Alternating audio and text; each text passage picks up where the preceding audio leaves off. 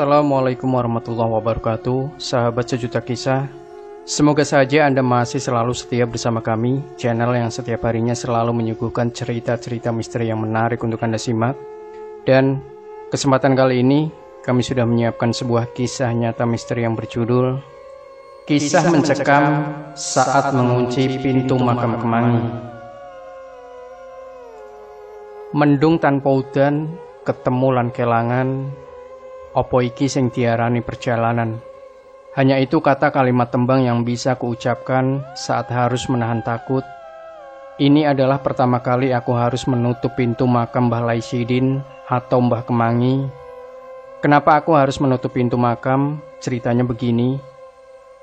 Kala itu jelang puasa Ramadan tahun 1443 Hijriah, tahun 2022, bersama jamaah pengajian yang aku ikuti setiap malam Selasa, kami mengadakan kegiatan ziarah ke Waliullah atau tempat-tempat yang dikultuskan untuk doa bersama.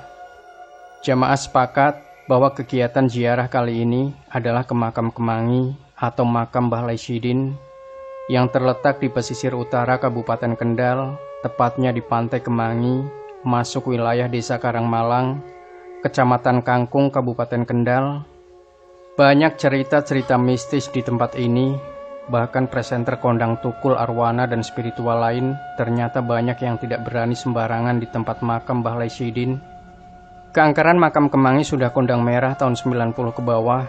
Pernah ada juru masak yang diminta untuk memasak di kampung Kemangi, kampung gaib yang tidak bisa dilihat dengan mata, atau cerita seputar truk pembawa motor yang kemudian ada di jalan dekat makam Kemangi, mendadak ada di situ tanpa mereka tahu kapan lewat, dan tidak ada bekas roda, dan lewat jalan mana mereka, tahu-tahu sudah ada di dekat makam Kemangi.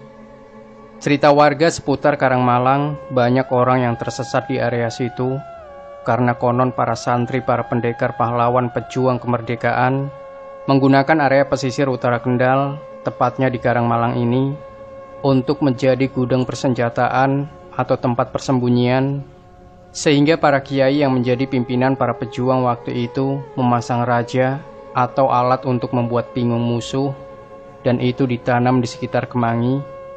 Setelahnya ternyata tidak ada yang mencabut alat yang ditanam untuk membuat linglung, pikun tersesat musuh yang masuk, dan alat itu konon masih bekerja sampai sekarang, sehingga banyak orang luar yang kemudian ketika masuk ke daerah Kemangi, mereka akan tersesat, bahkan paling berat mengalami musibah.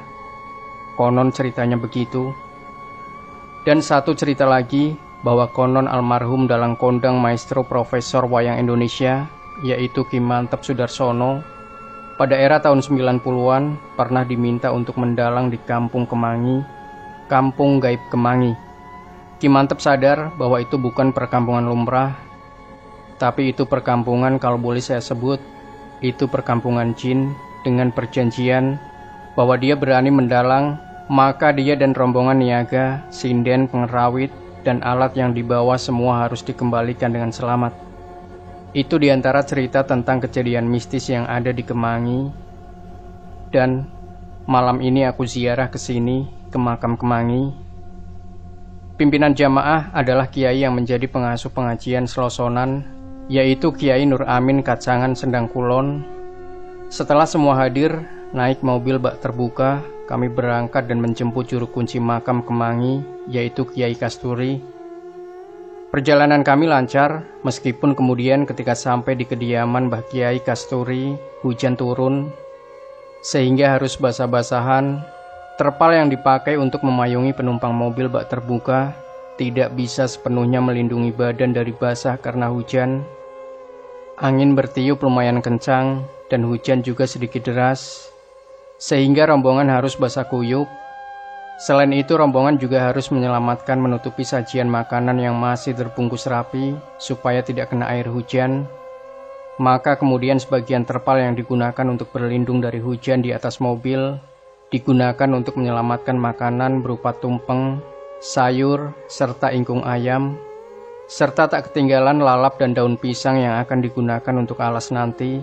Setelah doa bersama dilaksanakan, ada gembul bujono atau makan bersama antara jamaah dan para kiai.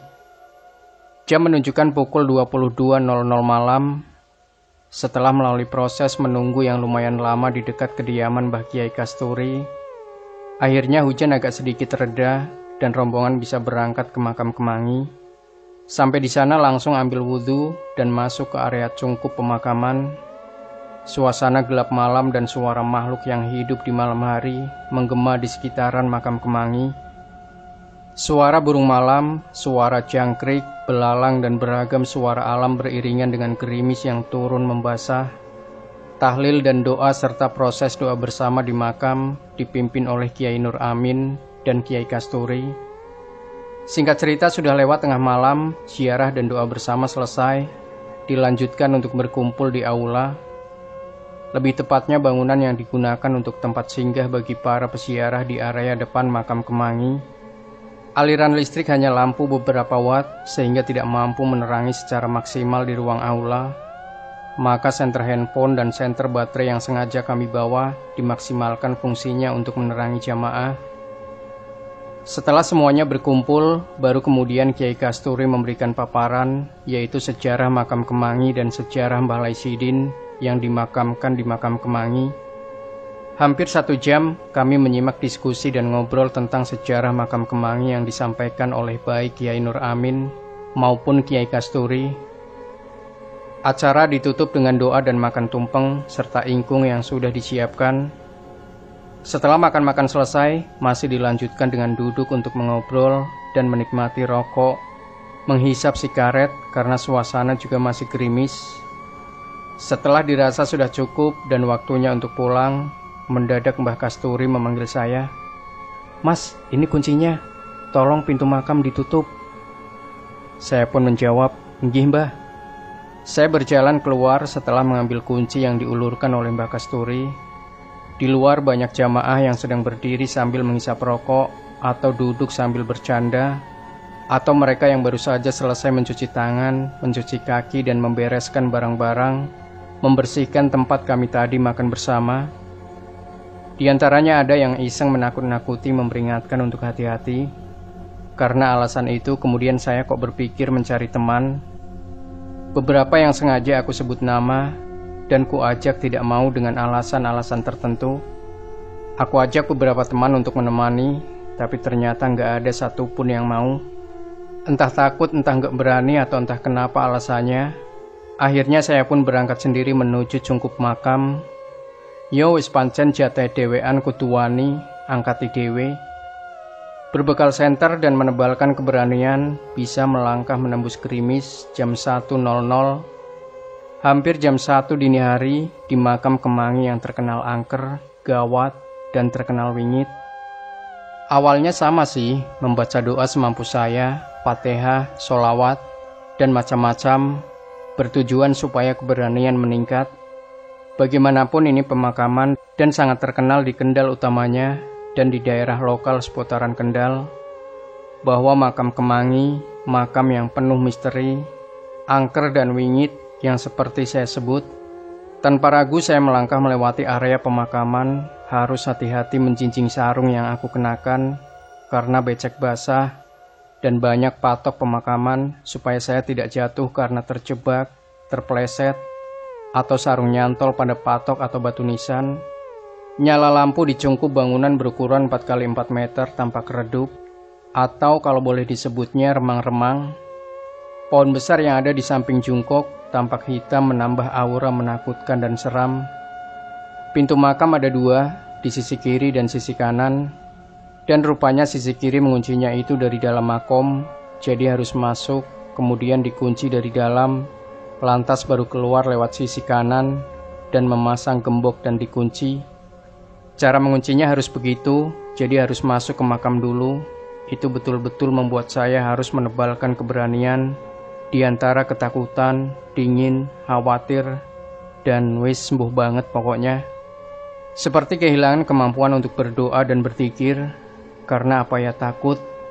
Iya, saya pikir saya rasa saat itu saya pada kondisi psikologi yang disebut dengan takut.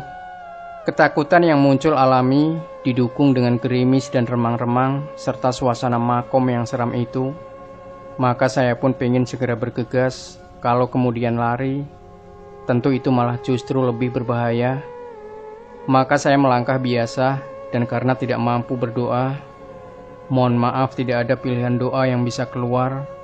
Karena mungkin penguasaan rasa takut itu pada diri saya hanya mampu bernyanyi, mendung tanpa udan, ketemu lan kelangan. Ya, itu yang berulang kali aku nyanyikan, atau lebih tepatnya sih aku gumamkan.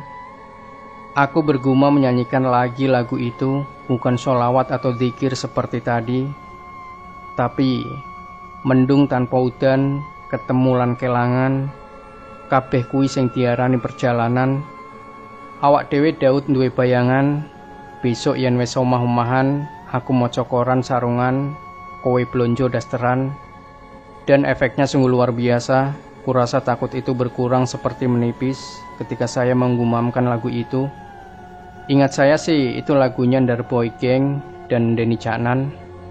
Segera aku kunci dari dalam pintu yang sebelah kiri dan keluar lewat pintu sebelah kanan untuk kemudian menggembok dan mengambil anak kunci gembok, dan akan segera aku serahkan kepada Mbah Kasturi sebagai juru kunci. Saat itu aku mengenakan sarung kaos dan jaket banser. Mungkin karena pakai jaket banser itulah kemudian Mbah Kasturi memintaku untuk mengunci pintu masuk makam Mbah Laisidin. Bukan karena alasan lain, tapi karena aku banser dan menggunakan jaket banser. Begitu selesai, aku segera berjalan menuju bangunan aula makam Kemangi. Orang-orang di sana menungguku untuk segera pulang.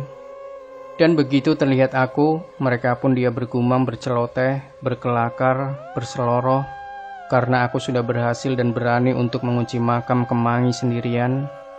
Begitu bergabung dengan jamaah, aku pun segera menyalami dan berkata alhamdulillah, terima kasih atas bantuan doa, sehingga saya sudah berhasil dan sukses sendirian mengunci makam Kemangi, makam Mbah Laisidin. Di antaranya ada yang menertawakan, tapi intinya mereka pun bahagia karena saya kembali bergabung dan bisa segera pulang untuk istirahat malam. Segera kami naik ke mobil dan beranjak pulang. Di perjalanan, hujan kembali turun deras, lebih deras dari yang saat tadi berangkat. Jadilah jaket banjir saya basah kuyup. Alhamdulillah HP dan dompet selama tidak basah tidak rusak. Tadi kami sempat mengantarkan Mbah Kiai Kasturi untuk masuk ke rumah beliau dan berucap terima kasih, berpamitan dengan Mbah Kasturi.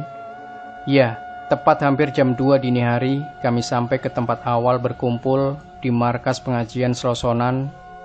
Hujan masih belum reda, terobos saja. Pada suatu kesempatan, saya pun bercerita bahwa di makam Kemangi, di makam Mbah Laisidin, saat dapat tugas untuk mengunci pintu cungkup, bahwa saya pernah punya pengalaman tidak sanggup berdoa, tapi malah bergumam menyanyi. Kini, akses jalan makam Kemangi sudah diperbaiki, dibangun sedemikian rupa, karena itu juga jalan utama untuk menuju Pantai Indah Kemangi. Pantai yang kini menjadi andalan bagi desa Karangmalang, karena mampu mendatangkan pelancong atau wisatawan lokal maupun daerah datang ke Pantai Indah Kemangi. Jalan sudah diperlebar, dikeraskan, dan sudah diberi lampu penerang di sebagian, sehingga perjalanan menggunakan motor maupun mobil relatif lebih lancar dan aman. Rombongan ziarah bisa dengan mudah mencapai akses ke makam Kemangi, dan bagi yang mau ke pantai pun jalannya sudah bagus. Tentu tidak sulit untuk datang ke makam Kemangi berziarah atau ke Pantai Indah Kemangi menikmati suasana pantai dan alam di pesisir utara Kendal yang kebetulan harganya berdekatan. Bisa mengambil akses dari Pasar Kangkung atau melalui map yang juga sudah lumayan bagus, akan diberi petunjuk oleh Google Map untuk sampai di Pantai Indah Kemangi menikmati wahana wisata pantai di Kendal. Selama bulan Ramadan atau bulan puasa, Pantai Indah Kemangi oleh pengelola ditutup total karena untuk menjaga kearifan lokal dan tidak ada warga yang datang berwisata di bulan puasa. Ternyata mereka tidak berpuasa, maka atas kebijakan dari pengelola bulan Ramadan, Pantai Indah Kemangi tutup dan akan buka kembali Lebaran. Selama penutupan di Pantai Indah Kemangi, pengelola konon akan membangun dan memperbaiki sarana prasarana serta pengelolaan pantai agar saat dibuka Lebaran nanti lebih elok, lebih asri, lebih bersih, sehingga bisa meraup hasil dari datangnya pengunjung pantai yang lebih maksimal dan melimpah tentu saja.